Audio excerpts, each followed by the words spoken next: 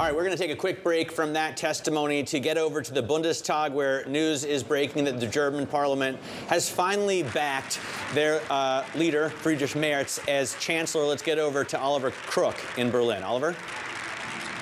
Yeah, so listen, Matt, this is the sort of second take on the vote that happened first time this morning. And remember, the first vote was supposed to be a rubber stamp, no-brainer. And actually, at this time today, we expected Friedrich Merz to actually already be Chancellor of Germany.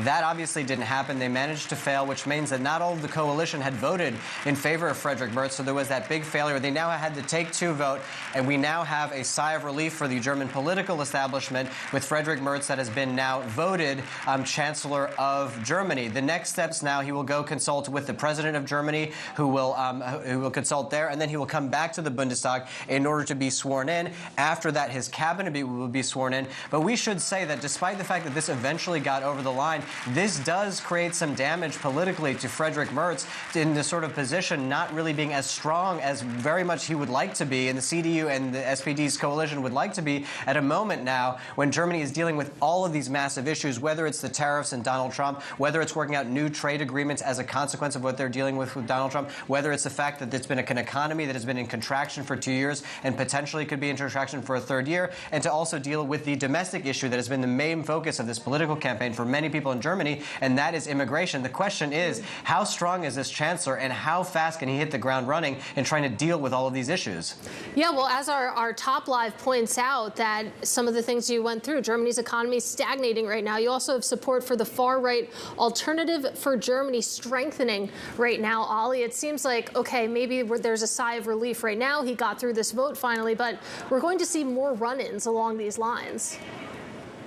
Absolutely, and this is by no means a sort of clean and clear sort of path for this leadership, right? This is the AfD, the Alternative for Deutschland, the right-wing political party, and we should say that 4 days ago or so, that the sort of the German, the agency that's one of their spy agencies that's supposed to protect their constitution, basically ruled officially the AfD an extremist party within Germany. They are now polling since the election back in February as the #1 party in some of the polls in Germany, and the sort of charge that they have made against the German political establishment and against the mainstream parties is that basically they are a failure to get anything done. They can't get things done over the line because there are these uncomfortable coalitions. There was another example of that today in the failure of the first vote. So as you say, this is going to be a continuing political debate. What Friedrich Merz needs to do is consolidate power here within Germany, start to build a presence on the international stage, which Olaf Scholz really failed to do both at the European and the global level, and really get some of that money deployed, that €1 trillion in stimulus across defense and infrastructure, start to put that to work to turn the economy around.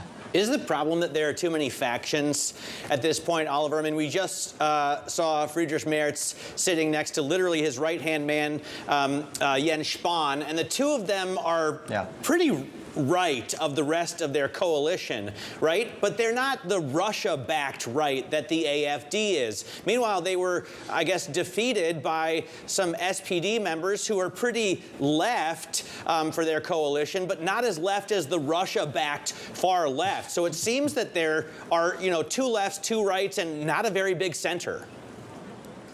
Absolutely. I mean, this is one of the main issues that you have here in Germany, is this absolute splintering of the political establishment. We've seen it all over the place. I mean, listen, we will say, though, Matt, that since your days of leaving Germany, this is not Merkel's CDU anymore. This is a much more conservative party than it was under Angela Merkel. And yet, as you point out, it is not conservative enough for many Germans. You have basically the CDU and the AfD polling at the same level at 25%. Again, a lot of that has to do with immigration, but it's some of also the sort of what we've seen across the political spectrum in the United States. A lot of the MAGA vote, a lot of the vote for Donald Trump was not necessarily a full endorsement of that ideology, but this concept that these mainstream political parties are not effective at getting things done and affecting the lives of the people within the nation. And that is certainly one of the narratives that you have here generating here in Germany. Ollie, I want to go back to how this happens. Let's go back to the initial vote, because he had only managed 310. In the initial tally, he needed 316. The second time around, he got 325, so over the line there. But this was a secret ballot, so we don't know who actually didn't vote that was expected to vote. But there's plenty of conspiracies out there. What is the current thinking? Yeah, so listen, Katie, I think this is exactly the point. It's like, where is the actual weakness in this arrangement? Did it come from the left? Did it come from the SPD, from people who basically wanted to sort of mark they're not terribly happy about the situation, but you know what, they'll get it over the line eventually? Again, this is the kind of game that you've seen a lot in German politics, and it's the kind of game that really does not play very well at this period of time. I mean, you talk to a lot of people within Germany, and they get very frustrated. A lot of the people in Germany, a lot of the politicians deal with a lot of these issues and are completely uncompromising. For example, you know, the one thing that the AfD sort of rails on about a long time, and something that there's been a lot of criticism about, is that Germany shut down all of its nuclear power because the Greens wanted it. They were part of the coalition in the middle of an energy crisis. So there is oftentimes criticism within Germany that there is a lack of pragmatism within the political establishment, and that, again, potentially was on display again today. There have been also some thoughts potentially that this could have come from the far right of the CDU party, that actually potentially some members would actually like to see working with the AfD because they say that there is more overlap. We should say, however, that the CDU has categorically said and ruled out working with the AfD, but potentially looking, years into the future about how this develops in Germany, we don't know how long that firewall can really hold. Yeah, I wonder. We just were looking at pictures of Alice Weidel and Alexander Gauland, their AfD leaders, lining up to shake hands with now Chancellor Merz.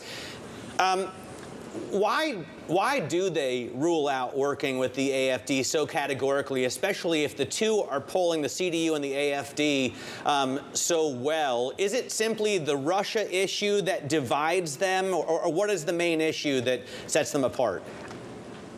Listen, I think the main issue, Matt, is basically in the wake and sort of aftermath of the Second World War, it is very sort of difficult for anybody in Germany, for the mainstream, to get on board with far-right politics. Of course, the AfD would say that that is not the party, that is not what they represent. But as we were just mentioning, one of the spy agencies that has basically declared the AfD an extremist party, they did that on the grounds that the idea that at the heart of the AfD, and this, we don't have the full report from this agency, it probably would be helpful to get more of that in order to understand their thinking, was that basically the AfD does not consider people that are in Germany from different ethnic backgrounds, even with German passports, they don't consider them as equal citizens. Now, of course, this is something that the AfD has denied, and this is something that the AfD in sort of the mainstream figures like Alice Weidel that come out and talk about what their policies are completely deny. But this is basically what the spy agency here in Germany has said, and that they are effectively a threat to democracy and the Constitution. But this, Matt, is a live debate, and I would have to say that from the time when you were living in Germany, this taboo of not voting for the AfD has evaporated for many people, particularly in the east of Germany, but they've never done as well as they're doing today. We're just looking at Friedrich Merz now, about to shake hands with Alice Weidel,